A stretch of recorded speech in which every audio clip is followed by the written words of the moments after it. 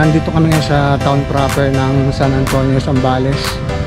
So malapit na to sa Pundakit, kung saan nandun yung pupuntahan naming lugar, tourist spot. So samahan nyo kami mga kabihero.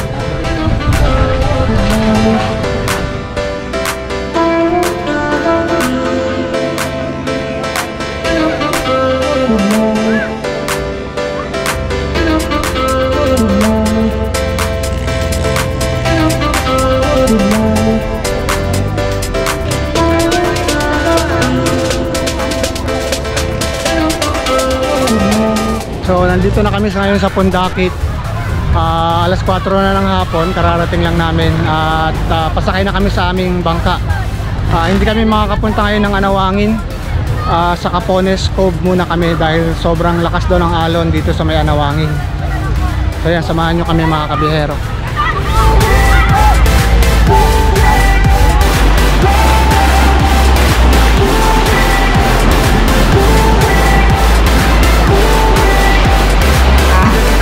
Lakas ng alon.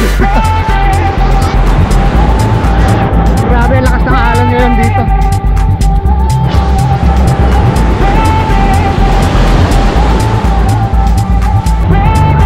Sakay na tayo sa ating bangka.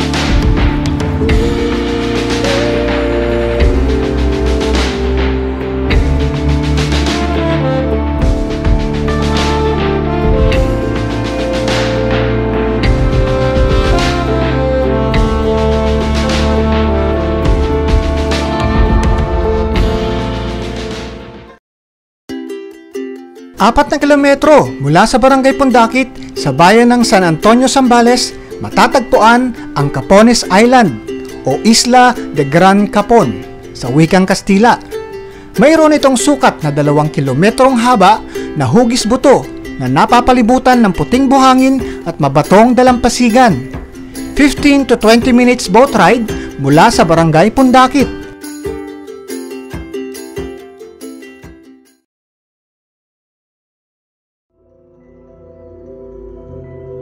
Walang mga commercial establishment sa isla, kagaya ng mga resorts at hotel.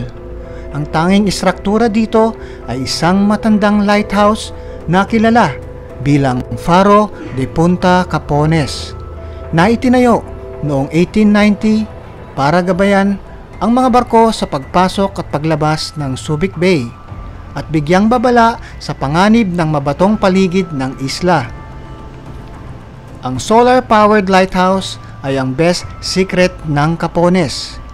Nakatayo pa rin ito sa original na brick wall structures nito na may mga kwentong kababalaghan ng karanasan ang ibang mga turista, maging ang mga lokal dito.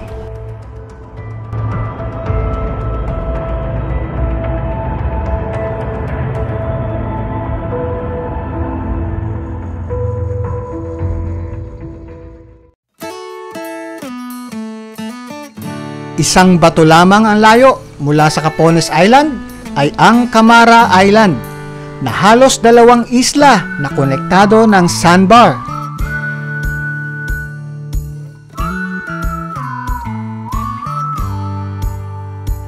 Kung hindi ka makakapunta sa lighthouse, ma-appreciate mo pa rin ang view mula sa mataas na parte ng isla. Mag-ingat lamang sa pag-akyat dahil matatalim at madulas sa mga bato sa itaas. Kumuha ng maraming larawan at bumuo ng mga alaala. Napakaganda ng Capones. Camping! Kung gusto mo pa ng adventure, dito ka magpalipas ng gabi kasama ang iyong mga kaibigan at mahal sa buhay. Magandang araw mga kabihero.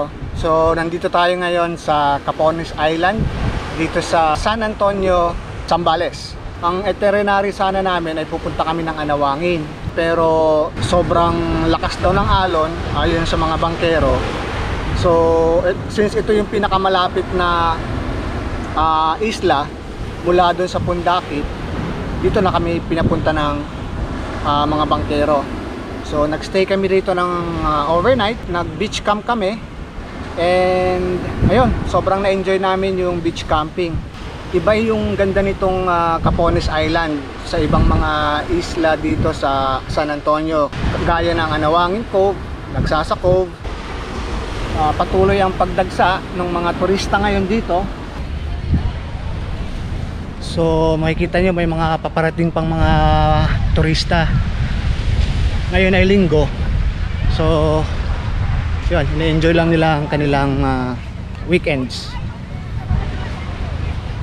So dito pala kami nag-pitch ng aming tent. So tagi-isa yung tent namin. Ito yung kay Marvin, ito yung kay Yerzy, at iyon naman yung aking tent. So meron din kaming tarp. Naglagay kami ng tarp para hindi mainit. Tapos lang din namin kumain. Ito yung aming mga foldable camping table.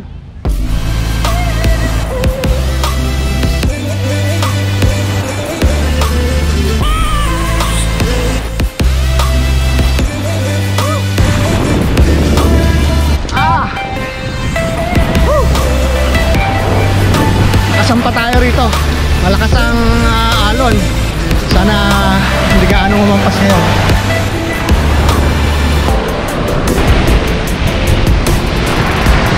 Ayan na.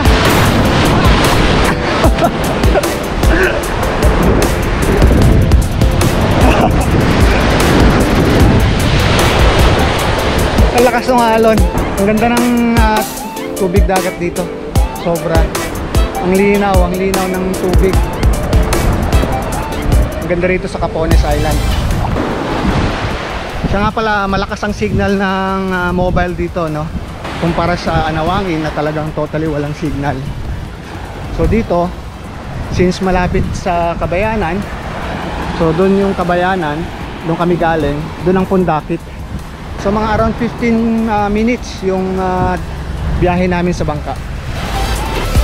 At dahil walang commercial establishment sa Capones Island, pwede kang magdala ng tent at mga gamit sa camping, kasama ang mga pagkain at inuming tubig, kagaya ng ginawa namin.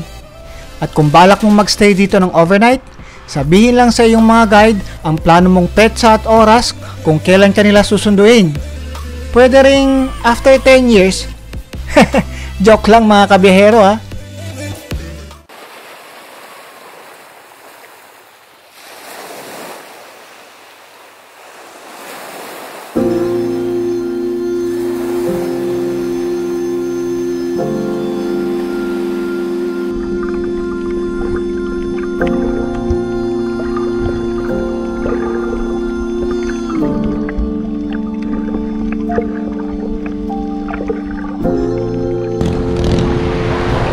Ligo ulit tayo, enjoy natin ang malinis na dagat. Ayun oh, linis, ang linaw ng tubig oh.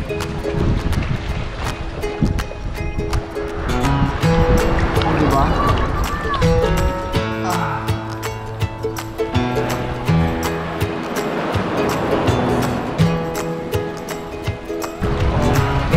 Ang ganda rin ng kulay ng buhangin dito.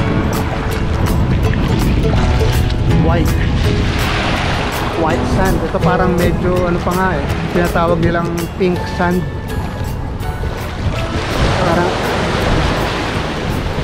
Parang nagkukulay pink yung kulay niya.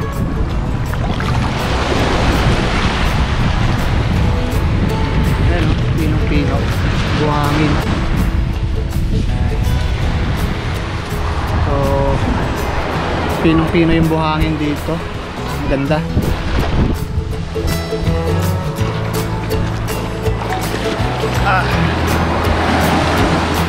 Ay.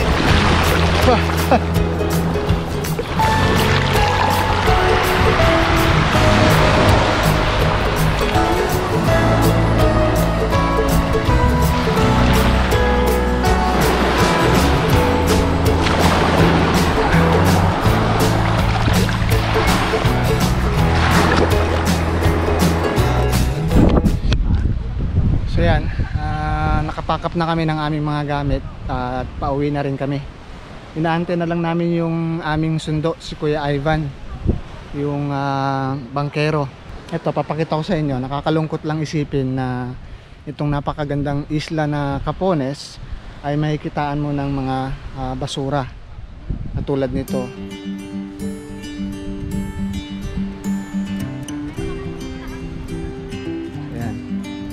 So hanggang dun, ang basura niya hanggang dun. Siguro itong mga basura na ito ay galing sa community dito sa dito sa community dito sa Pundakit. Kasi nag-uulan ng mga nakaraang araw at siguro itong mga basura na ito ay inagos o inanod mula dun sa Pundakit papunta dito. So meron naman daw naglilinis dito ng mga basura, sabi ni Kuya Ivan. I don't know kung sa barangay, sa komunidad ng Pundakit yung mga naglilinis ng mga basura. Ayun, so nakakalungkot lang malaman na alam niyo yun, may kitaan mo yung isang napakagandang lugar ng mga ganitong klaseng basura. So medyo nakakasira lang sa imahe nung napakagandang lugar. So, hopefully makagawa sila ng paraan para malinis ulit itong lugar na ito dito sa Capones. Maraming salamat sa inyong pagsubaybay sa video na ito. Kung nagustuhan nyo ay mag-like at mag-subscribe para updated kayo sa mga susunod pa nating mga biyahe. Hanggang sa muli mga kabiyahero, at samahan nyo ako muli sa mga susunod pa nating biyahe dito sa napakaganda nating bansang Pilipinas.